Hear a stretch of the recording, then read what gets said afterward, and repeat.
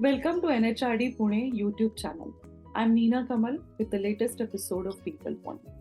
Today on PeoplePoint, we are inviting Miss Susan Weston, who is HR and ER practitioner from Australia with over 23 years of experience.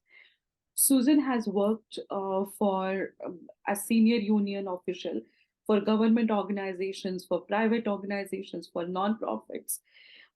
She has worked as industrial relations consultant. She has conducted many investigations for many organizations, even in areas like sexual harassment. She has level 3 certification in investigative services and also Bachelor of Arts in sociology and psychology. She has been involved in policy writing, making, and she has trained thousands of workers in various organizations in appropriate workplace behavior. She has also helped them to understand their rights and responsibilities and what sexual harassment is and what isn't sexual harassment. And if such something happens, how can we report it? Now, as we all know, prevention of sexual harassment is growing in its need and importance for us HR fraternity. Every country has come up with some legislation, and every organization tries to put some robust programs, some training programs and systems in place. However, we can always learn more and improve what we are doing. Today, we have this opportunity to learn something from this brilliant practitioner and taking feedback from the recent survey which we conducted on PeoplePoint. We are trying to make today's discussion completely case-based. So let's start by welcoming Susan to the forum. So Susan, thank you so much and a very, very warm welcome to PeoplePoint. Thank you, Neena. I appreciate your welcome, and I'm looking forward to hopefully sharing some insights into things I've learned. And I thank you all for having me along. Fantastic. Thank you. Thank you so much. So let's just start, right? Susan, as we discussed that we will talk through cases, and when we were getting ready for today's discussion, you mentioned a case where you had to investigate a pattern of behavior in a sexual harassment case mainly. Us HR professionals, not all of us are investigators. We don't have the required skills.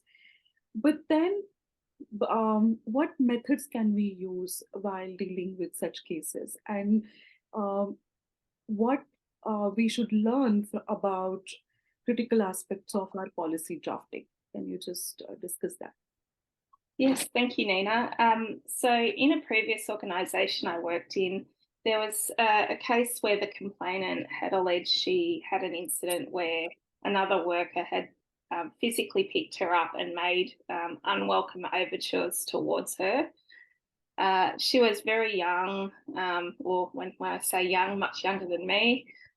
She was new in the organisation. She'd only been there for a few months, and she was recently married. Okay. Her cultural background was one that typically in that work environment didn't report these types of issues, or they weren't prone to making complaints. We had quite a large cultural cohort from them, and so she wasn't a person who would ordinarily report, and she was extremely distressed as a result of the alleged incident. There were two potential witnesses in the matter, and neither was present in the room. One was the person she spoke to immediately after the incident, and that person actually took her straight to see the manager as soon as she reported that incident, because it was such a serious incident and because of the level of distress, and because we had recently conducted training in that work environment about what sexual harassment was and wasn't, and about reporting. The other was a worker who actually wasn't in the room but was outside the room when the incident occurred, and they didn't really observe anything of any importance, only the people leaving, so they didn't see or hear the incident. They weren't able to shed any light. So in that incident, we actually had a look at the contemporaneous reporting of what happened with the incident. So that means that the reporting immediately after the incident and the level of distress that that person had witnessed. And when we took that witness aside and interviewed her about the contemporaneous report she made, we actually learnt that that witness had personally experienced a similar event some years before when she had joined the workplace. And she became extremely distressed that she hadn't reported that behaviour herself. Oh, She was also able to shed light, they were from the same cultural background, that there were a number of other women in the workplace who'd had similar types of experiences with this person who the was same the person. respondent to the matter. So she identified those people, and we actually didn't interview all those people because in a case like this, you'd want to limit to the extent possible the people involved. And we didn't disclose the incident itself, but we did talk to them about had they had an incident with this particular person in the past, and they shared that they had had those types of incidents in the past, and they were able to give their own lens on what had happened. So we were able to determine that it appeared that there was some sort of pattern of behaviour with this particular gentleman or non-gentleman, as the case may be. And we also looked at the records which could verify the chain of events that day. So there were different records of people going to particular locations at particular times. So when we talked with the complainant about the things that she was doing before and after the incident, our records were able to show, yes, that was truthful, that had happened in the way that she described in terms of what happened surrounding the incident. So there was a number of things, and we did put a pattern of behaviour to the respondent based on the women we interviewed. And as I said, it was limited to only the fact that we had spoken to 2 or 3 people who had recently experienced, and the witness who had the contemporaneous report. And we did lead to a substantiation. I mean, without going into every detail, we were able to substantiate on the balance of probabilities that we believe that that had happened. A couple of other things you might want to look at in an instance similar to that, or where you're looking at pattern of behaviour, is there a workplace culture in that workplace where there is those types of behaviours going on? I did a different complaint, and we were able to establish that, yes, this was about shoulder rubs and making people feel uncomfortable and people rubbing each other's shoulders. And that was a culture that had developed in that environment. The overall organisation definitely did not condone that type of behaviour. But in this particular team, there was a bit of going on, and it made some people feel very, very uncomfortable because they didn't want to be touched by their colleagues. So that could be something that you might look at. You might look at past complaints about the person. So the pattern might be not established in that, but there might be a series of complaints about the person involved that may not have been substantiated, but yet this is a consistent thing that keeps coming up over a period of time. As HR, we should look at whether there's a culture of not reporting or a fear factor around those issues. We need to look at different ways to ensure that our teams feel safe to report these types of allegations early and not let them fester. So I think the value of us having done that training so recently actually supported the people to feel that they could come to the table and say, well, there is someone I can talk to about this. So it changed the attitude of the workforce around saying, actually, we don't have to tolerate this type of behaviour. Again, I did mention if you want to substantiate the allegation, you want to make sure it's on the balance of probabilities and that there's sufficient evidence to say, yes, this did occur. And in terms of your question about the critical policy things that you might want to consider, obviously a policy is a living document for your organisation. It needs to reflect the values of your organisation, and it needs to be robust enough to withstand events that might not be specifically mentioned, because you can't put everything into your policy. things like out of work behaviour and how that interacts with the work environment. Um, maybe gender neutrality.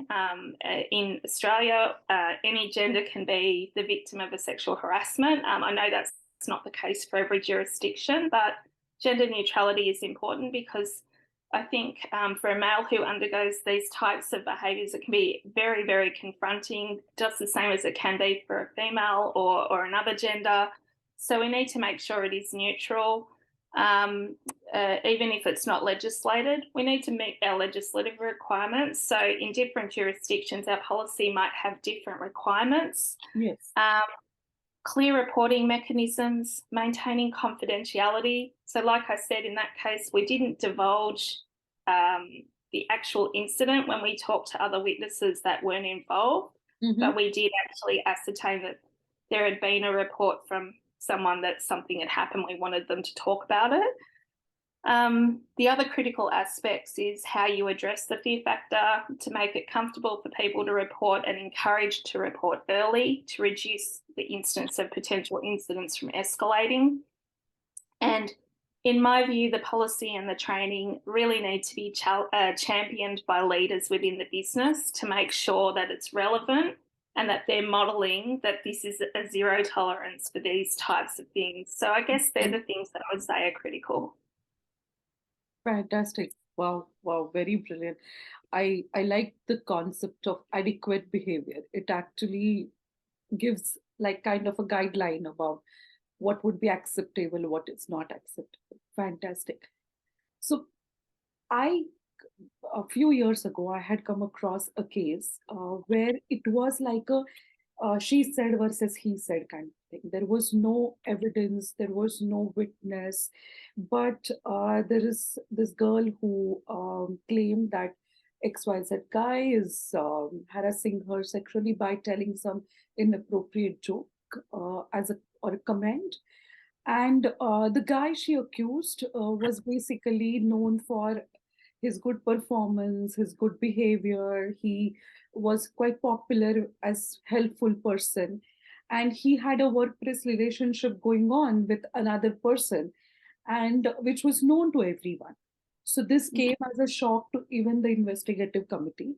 And then the more and more we talked to them, there were only two people to interview because there was no witness, and we realized is that this girl sort of had like a liking for this guy, and she wanted him to break up with his existing girlfriend, and she wanted their relationship to start somewhere. And that was one of the instigations for this particular accusations. Now, what I want to ask you is that in your experience, what can we do as HR professionals to prevent such wrong accusations? Because as you said, yes, there we have to look at the balance of probability, and we have to ensure that justice is done. But at the same time, sometimes it is very difficult to find out whether it's a true accusation or not. So what can we do? So firstly, I would say that's the wrong way about getting somebody to like you, making a complaint about them. I guess I think these types of complaints, it's not uncommon for there only to be two people present. And when you receive a complaint that's groundless or is unfounded, it has such a terrible effect on the workplace environment, and it can be really severe and upsetting for all people involved, because at the end of the day, those people may have to continue to work together. And, it can create a lot of tension, upset, hurt. So you want to try and avoid that. I guess from a HR perspective, I truly believe we should be supporting our business leaders to take a strong approach against the type of vexatious or malicious complaints that can occur. Okay. And those are those complaints that are found to be groundless and may cause harm to somebody's reputation. I did mention training. I've run lots and lots of training, and I think regular and accessible workplace training to the whole workforce around appropriate workplace behaviour can ensure that workers can understand the concepts of like victimisation, what a vexatious, frivolous or malicious complaint is and the ramifications if they make such a complaint. I think people understanding that there can be not only workplace outcomes for a vexatious complaint, but that they could face a civil litigation if they're defaming somebody. People need to be aware that somebody could take it further outside an employment jurisdiction if they feel they've been defamed. So I think people do need to understand that. I think ensuring workplace leaders build a culture of respect and accountability and can help reduce the potential for a vexatious complaint and promote more of a positive or productive workplace environment. I would recommend one of the steps to be taken is to review your internal grievance policy to see if you need to deter such behaviour. If you've got nothing there about vexatious complaints, it should say that those types of complaints are unacceptable and what can happen if those types of complaints are made, and that people could be performance managed for engaging in vexatious complaints. I would say from a HR perspective that if you do have a vexatious complaint or a complaint that's genuinely unfounded, that a detailed and accurate record should be taken of all the steps that you take around that complaint and how you resolve the matter. Because people who will make a vexatious complaint, it may not be the first one they make. There may be at the start of many other vexatious complaints. It doesn't happen that often. I have investigated complaints that turned out to be somewhat vexatious. It was a long and very, very difficult process, I will say.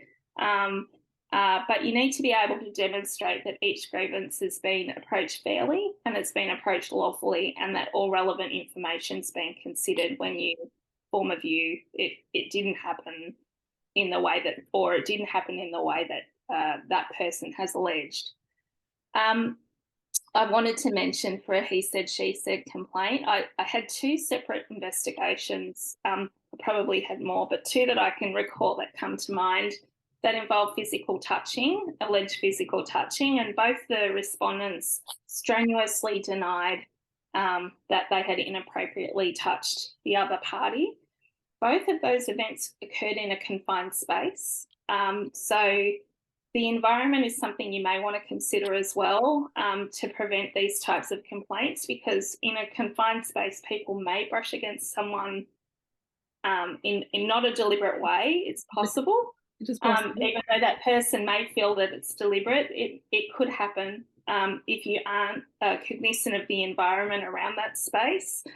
And in those cases, the allegations weren't able to be substantiated. There were various reasons for that, but one of the recommendations they made in both of those cases is about looking at the environment around those confined spaces to say, well, is there items that can be removed to open up the space to reduce the likelihood of a future incident occurring?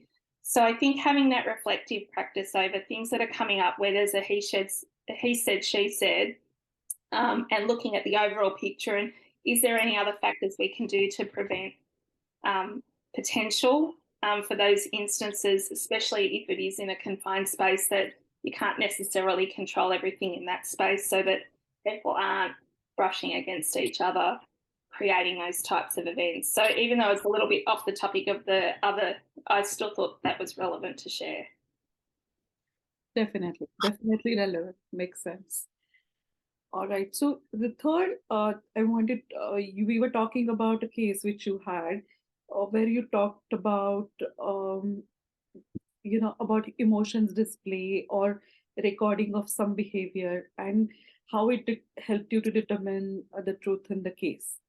And so if you can share some such tools or techniques which you have used and which HR people can all use in today's situation.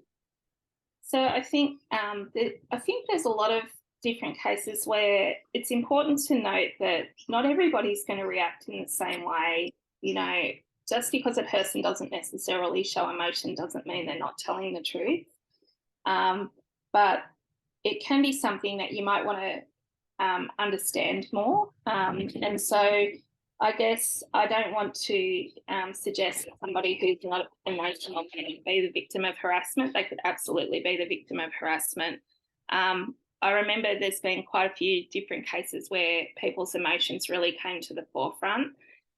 I had one case where a worker was very, very detached, very calm, talked about the incident. And when we asked her to walk through what had happened in the lead up to the incident, during the incident, and after the incident, there was a whole lot of things she said. There was some information she actually didn't share, and there was some information she shared about the aftermath of the incident. And she said she'd run away, she'd been terrified, and the incident was in a room that there was no camera. The two workers were absolutely in the room. That we did have footage on the door. Unbelievably, we had footage right on that door, and I watched 4 hours of footage or something ridiculous like that to look at what happened and to see if these two people were alone in the room together, which they were, and to see whether the events of the evening went as described. There were a few things there. She was very emotionally detached in that meeting, and to a level I probably haven't seen before. And the contemporaneous witness who we spoke to again also actually commented to say it was a strange report. It was quite unusual in the way she reported. The manager involved, again, she had that same experience. So it's quite an unusual case. And because there was all these things she neglected with the footage, what was most interesting about that was that she didn't actually run away in the way she described after what was quite a serious allegation. It was very serious. So the interesting thing was the way she walked into the room was exactly how she left the room. That wouldn't help me form an assumption at that point. As an investigator, as a HR person, my view was we would talk to that complainant to find out more information, to find out why they didn't mention that they left the room for 40 minutes, why this happened, why that happened. So I wouldn't necessarily make a presumption, but it didn't lend to probably the more serious parts of the allegation. That person declined to be re-interviewed. They totally disappeared, didn't want to talk about it again, wouldn't interact. So we can only substantiate to the point that the other person admitted to part of the allegation, not the whole allegation, and not to the more serious parts of the allegation.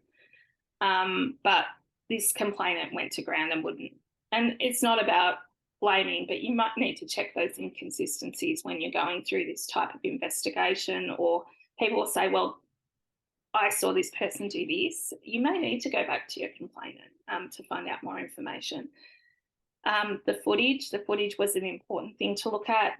You can look at records. So as I said before, the workplace records that show the chain of events of what happened, if you don't actually have footage on the actual place to say, is that person telling the truth about what happened?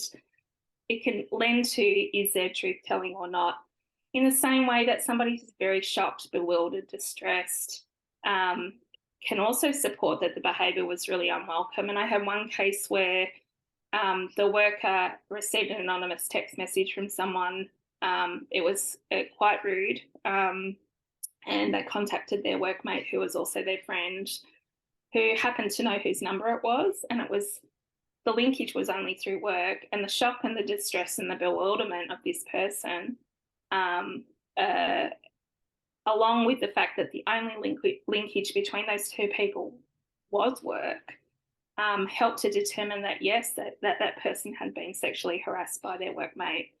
And we were able to substantiate, even though it happened outside of work hours, it was clearly distress that was involved. And you could tell as an investigator if a person's genuinely distressed.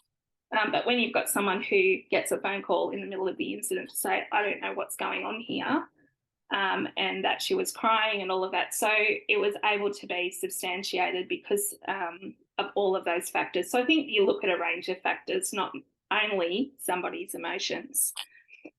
Swipe card, other records, things that are left out, you need to go back and test that information. And I really think it's the testing of investigation that can actually help you determine who's telling the truth in an event. But you have to look at the whole picture, not just those little pieces. Absolutely. So one technique which I have found useful is that multiple interviews, like the same person, same victim, or the perpetrator, or maybe the accused party, they are interviewed by different members of the team in different occasions, not together, and then check out the consistency of what they are saying. Actually, this Yeah. probably. And I think that initial, when the manager gets the original complaint, that informal discussion with the worker up front can be just as telling or more telling than the second interview that you do more formally to actually get the specific details, because there's plenty of things that become inconsistent or become clearer, or this happened or this didn't happen, or they forget something. And you do need to go back and say, well, is there a reason you didn't tell me about X, Y, and Z? And that's not about blaming, it's about understanding the context, because it might be that it's relevant and it might be that it's not. But when there's a 40-minute gap in the chain of events, you have to think, well, what happened at that time and why wasn't it mentioned? So I think, you probably need to go back and look at all the details, and it helps you really prepare for when you're talking to the person who's responding to say, well, what happened here? True. Very true. Yeah. Fantastic. So thank you. This was a brilliant, like some insight into how we can do sexual harassment investigations. Now, the second part of our today's discussion is a quick, rapid questions. We call them rapid musings. So, in your experience, what is the most common cause or challenge, as what do you want to call it, of sexual harassment cases? I think poor culture, and I think where leaders fail to act quickly and decisively around poor behaviour, or they engage in poor behaviour themselves, so they don't model the right behaviour. I think they're the biggest things that allow it to happen in a work environment. Brilliant. Okay, next. As a HR professional, one skill which can help us in policy building. For me, I think it's the reflective practice. So looking at, I think as an organisation, looking at what sorts of grievances, what sorts of both informal and formal, the types, how many, to see what you can learn from that information, and then reviewing your policy to see if it's robust enough to withstand not only situations you haven't anticipated, but things that could happen in the future. So it makes sure that in terms of sexual harassment, you're really looking at what are the things coming up and making sure it's robust enough and that your strategies are right in place. Brilliant. Okay. Now, what is your favorite book? HR book, maybe general book? I don't read a lot for work. I read a lot, but not for pleasure. I read for pleasure, and I'll share with you. I'll show you the cover. If you can see that, it's a book by an Australian author called Elliot Pearlman. There is a tiny bit of swearing in it, so if you don't like swearing, you've been warned. But it was a really fun book, and it's a story about a lawyer who throws himself a lifeline to save his job, and he ends up representing a client on behalf of a group of sexual harassers. Oh, okay. And it's, I would say, a slightly humorous account of a very novel way to settle a sexual harassment lawsuit, to make the problem go away, and to attempt to enact some justice for the victims along the way. So I enjoyed the read. It was light but fun. And yeah, I like to read for pleasure. So we deal with a lot of serious stuff in HR, and I think it's nice to be able to decompress. Who's your professional role model? So I had to think about this, and I came to, I really like and respect Julia Gillard. She used to be the Prime Minister of Australia. She was the first female Prime Minister. And she made an excellent speech about misogyny in Parliament, and it gave me spine tingles. And I think it's awe-inspiring to be the first of anything. And so, yeah, I think she's amazing. Fantastic. And the last question for today, what is your people motto? We call it I people mantra. Yeah, I had to think about this too, and I'm not great at coming up with my own mottos, so I've had to borrow. But for me, integrity is so important in both my personal and professional life, and so I really liked this one. It's by a personal development person called Earl Nightingale, and he said, "Integrity is the seed for achievement, and it's the principle that never fails." And I think it's so true for organisations that everybody, leaders, workers, you have to act with integrity, you have to be accountable. And I think it does help organisations succeed when you model that value. So, yeah, that's my answer to that. Brilliant. Fantastic. Susan, thank you so much. This was really amazing to talk to you. I really learned a lot about how to manage investigations in sexual harassment cases. Thank you so much. Thank you for having me today. Thank you. So, to our audience, thank you so much for joining us again. Please keep watching, keep sharing, and keep commenting. Thank you so much.